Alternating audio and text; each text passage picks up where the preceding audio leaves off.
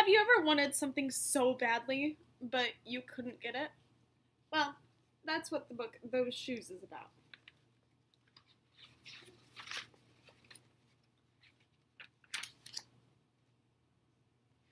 Those shoes. I have dreams about those shoes. Black high tops, 2 white stripes. Grandma, I want them. There's no room for want around here, just need, Grandma says.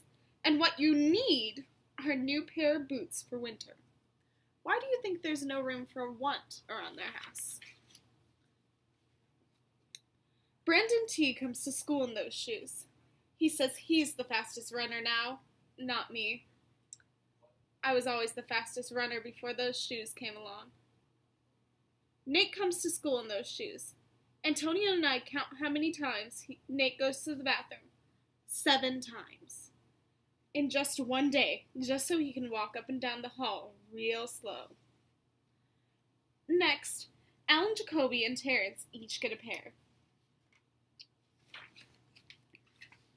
Then, one day, in the middle of kickball, one of my shoes comes apart. Looks like you could use a new pair, Jeremy, Mr. Alfrey, the guidance counselor, says. He brings out a box of shoes and other things he has for kids who need things.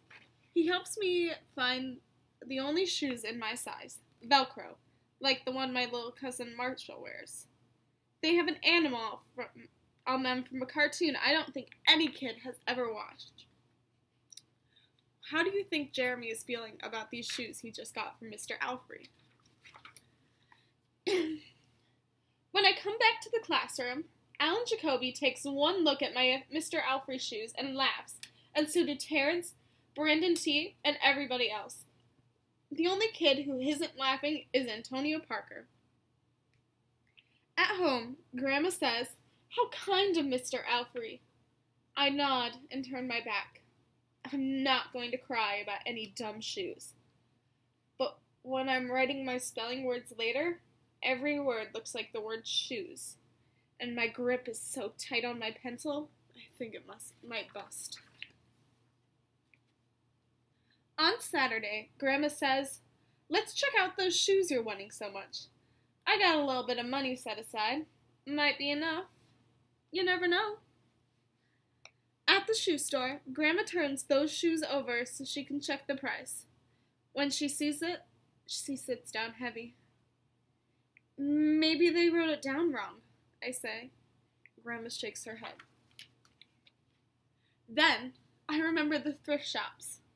What if there's a rich kid who outgrew his, or got 2 pairs for Christmas and had to give one away? We ride the bus to the first thrift shop. Black cowboy boots, pink slippers, sandals, high heels, every kind of shoes, except the ones I want. We ride the bus to the second thrift shop. Not a pair of those shoes in sight. Around the corner is the third thrift shop. I see something in the window. What do you think he sees in the window? Black shoes with 2 white stripes. High tops. Perfect shape. $2.50. Those shoes! My heart is pounding as I take off my shoes and hitch up my baggy socks. "How exciting," says Grandma. "What size are they?" I shove my foot into the first shoe, curling my toes to get my heel in. I don't know, but I think they fit. Grandma kneels on the floor and feels for my toes on the end of the shoe. "Oh, Jeremy," she says, "I can't spend good money on shoes that don't fit." I put the other shoe on and try to walk around. "They're okay," I say, holding my breath and praying that my toes will fall off right then and there. But my toes don't fall off. I buy them anyway with my own money, and I squeeze them on and limp to the bus stop.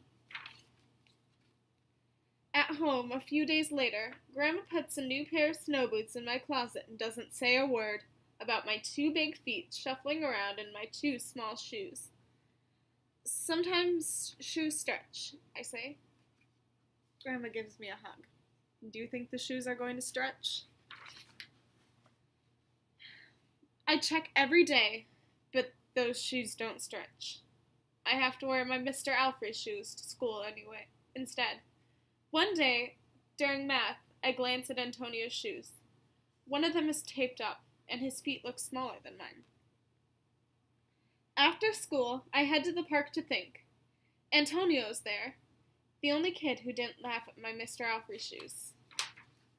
We shoot baskets on a loose piece of tape comes off Antonio's shoes, smacks the concrete every time he jumps. I think, I'm not going to do it. We leap off the swings. I'm not going to do it.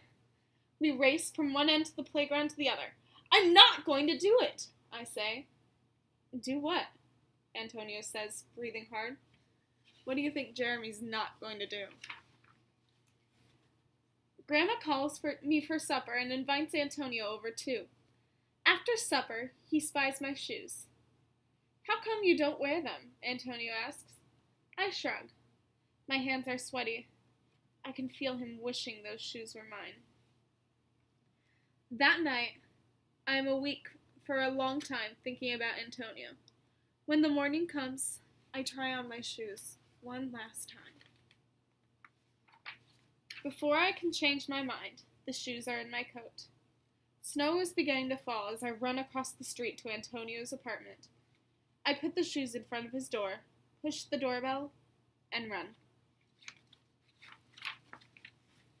At school, Antonio is smiling big in his brand new shoes.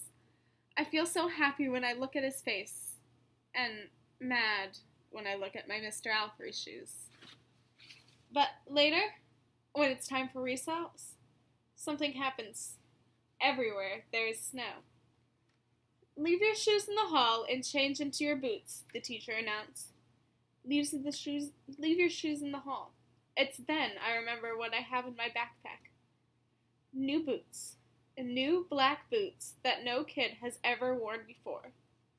Standing in line to go to the recess, Antonio leans forward and says, "Thanks." I smile and give him a nudge. Let's race. So this story kind of shows how kindness can really help you get further than just having what everyone wants.